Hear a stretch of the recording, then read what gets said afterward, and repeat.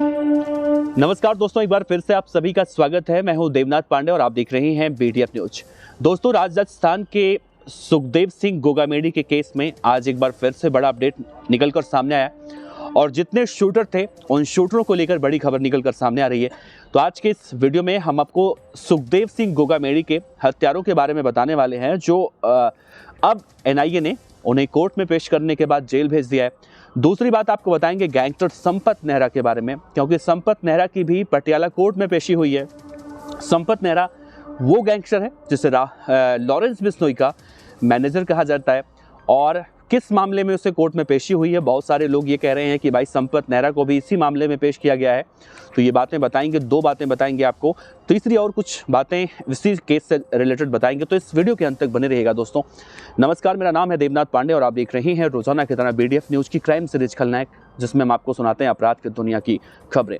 सबसे पहले आपको ये तस्वीर देखिए, एक एक करके जितने भी आरोपी हैं यही वो आरोपी हैं जिन्हें अब एनआईए कोर्ट में पेश किया गया था और इसमें हथियार पहुंचाने वाला जो हिस्ट्री शीटर बदमाश था वो भी शामिल था। तो यानी कि सुखदेव सिंह गोगामेडी हत्याकांड में शामिल जो 7 बदमाश थे इनको एनआईए कोर्ट ने आज जेल भेज दिया। 7 आरोपी हैं जहां सभी को 2 जनवरी तक फिलहाल के लिए जेल भेजा गया है। इनसे पूछताछ भी इससे पहले कई मामलों को लेकर की जा रही थी और ये कहा जा रहा था कि सुखदेव सिंह गोगामेडी के केस में जो महेंद्र मेघवाल है, जो पूजा सैनी का तथाकथित रूप से पति बताया जा रहा है, जिसने लॉरेंस बिश्नोई के राइट हैंड रोहित गोदारा के कहने पर इन बदमाशों को हथियार पहुंचाया था, चाहे वो जिगाना की बात हो या फिर AK-47 जैसे खतरनाक राइफल की बात हो।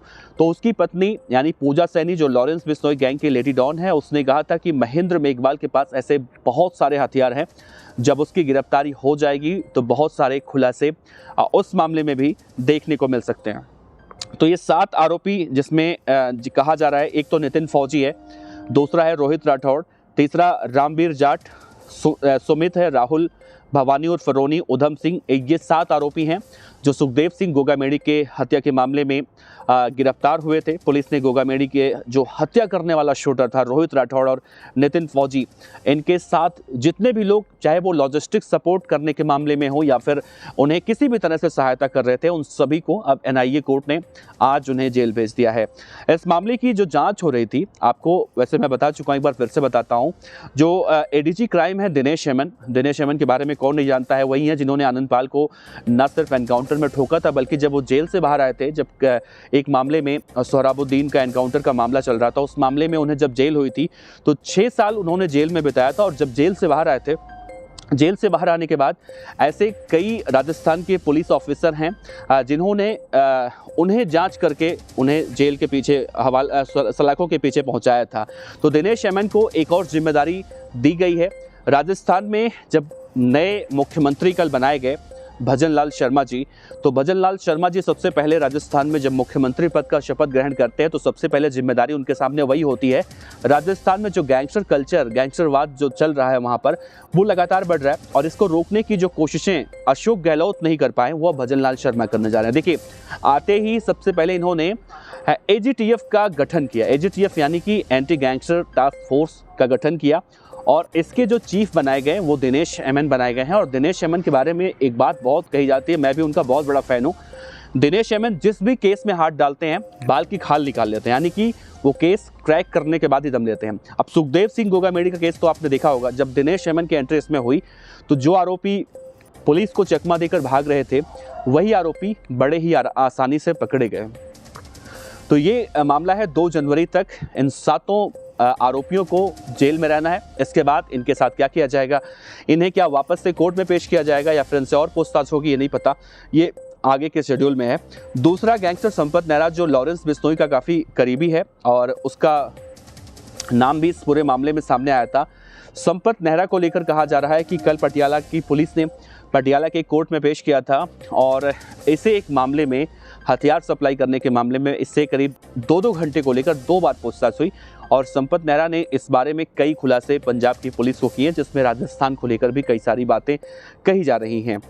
दूसरा ये देखा जा रहा है कि संपत नेहरा ही लॉरेंस बिश्नोई गैंग का वो शूटर है जिसने पंजाब की पुलिस ने जब उससे पूछताछ किया था तो उसी ने इस बात का खुलासा किया था कि सुखदेव सिंह गोगामेडी की हत्या की प्लानिंग की जा रही है, हत्या की साजिश की जा रही है और बहुत जल्दी लॉरेंस बिश्नोई गैंग के टारगेट पर सुखदेव सिंह गोगामेड़ी आने वाले हैं और उनकी हत्या हो सकती है। उसके बाद ही पंजाब की पुलिस ने राजस्थान की पुलिस को 24 मार्च 2023 को एक पत्र लिखा था और इसी पत्र के माध्यम से ये बताने की कोशिश की गई थी कि सुखदेव सिंह गोगामेड़ी की हत्या हो सकती है। और ये बातें जब सुखदेव सिंह गोगामेड़ी के पास भी आई इंटेलिजेंस के हवाले से, तो भी राजस्थान की पुलिस ने सुखदेव सिंह गोगामेड़ी को सुरक्षा प्रदान नहीं करवाई। अब सुखदेव सिंह गोगामेड़ी लगातार सुरक्षा की डिमांड कर रहे थे, लेकिन फिर भी उन्हें मदद नहीं मिली। अब अशोक गहलोत की पुलिस ने उन्हें उस वक्त सुरक्षा व्यवस्था प्रदान क्यों नहीं किया था, ये एक बड़ा सवाल है और इसकी जांच पड़ताल की जा रही है। लेकिन कई सारे लोग ये कह रहे हैं कि भाई सुखदेव सिंह गोगामेड़ी भी वैसे ही थे, तो इसीलिए उन्हें सुरक्षा व्यवस्था नहीं मुहैया करवाई गई हो। क्योंकि हमने देखा है कई सारे गैंगस्टर ऐसे हैं जो आपस में गैंग वॉर में मारे जा रहे हैं और इससे किसका फ़ायदा हो रहा है? इससे फ़ायदा हो रहा है पुलिस का, आम जन का। तो शायद ये भी मंशा हो सकती हो। मैं इसको प्रूफ नहीं कर रहा हूँ, मैं सोशल मीडिया पर चल रही खबरों के आधार पर आपको बता रहा हूँ। ये जांच का विषय है, लेकिन उन्हें सुरक्षा क्यों नहीं मिली, ये एक बड़ा सवाल है जो राजपूत समाज के नेता, राजपूत समाज के लोग अब इस सवाल को पूछ रहे हैं। तीसरा, जो पूजा सैनी है, जो लॉरेंस बिश्नोई गैंग की तथाकथित रूप से लेडी डॉन है, उसके बारे में ये कहा जा रहा है कि वो पहले एयर होस्टेस थी, बाद में उसे लग्जरी लाइफ जीने की वो आदी हो चुकी थी और वो किसी भी तरह से वो ऐसे ही जीना चाहती थी जैसे एक आलीशान ज़िंदगी होती है। और जब उसे नौकरी पेशा ये सब मिला नहीं, कुछ कर नहीं पाई, तो उसने लॉरेंस बिश्नोई गैंग का दामन थामा और महेंद्र मेघवाल से शादी कर ली। महेंद्र मेघवाल से शादी करने के बाद उसने जुर्म को अपना हथियार बनाया और एक एक करके लॉरेंस बिश्नोई गैंग के बदमाशों को लॉजिस्टिक सपोर्ट करने लगी। फिलहाल पूजा सैनी भी इस वक्त पुलिस की कस्टडी में, उससे पूछताछ की जा रही है। इस पूरे मामले का एक आरोपी है जिसने हथियार पहुंचाया था, महेंद्र मेघवाल, उसे अभी फिलहाल पुलिस ने गिरफ्तार नहीं किया है। वो लगातार अपने ठिकाने बदल रहा है। वीरेंद्र चारण जो इस पूरे वारदात का मास्टरमाइंड है, उसके नेपाल में होने की बात कही जा रही है। हालांकि राजस्थान की पुलिस वीरेंद्र चारण, महेंद्र मेघवाल जैसे खतरनाक शूटरों को गिरफ्तार करने के लिए कई जगह दबिश दे रही है और रोहित गोदारा के खिलाफ रेड कॉर्नर नोटिस भी जारी किया जा चुका है। तो उम्मीद है कि बहुत जल्दी रोहित गोदारा भी भारत प्रत्यर्पित कर लिया जाएगा। लेकिन सुखदेव सिंह गोगामेड़ी जैसे बहुत सारे ऐसे नेता हैं जिन्हें आज भी धमकियों का सिलसिला जो मिल रहा है वो बदस्तूर जारी है। तो फिलहाल इस मामले में आगे गिरफ्तारियां कब होती हैं, कैसे होती हैं, क्या होती हैं, बताएंगे आपको। बने रहिएगा। नमस्कार, जय हिंद।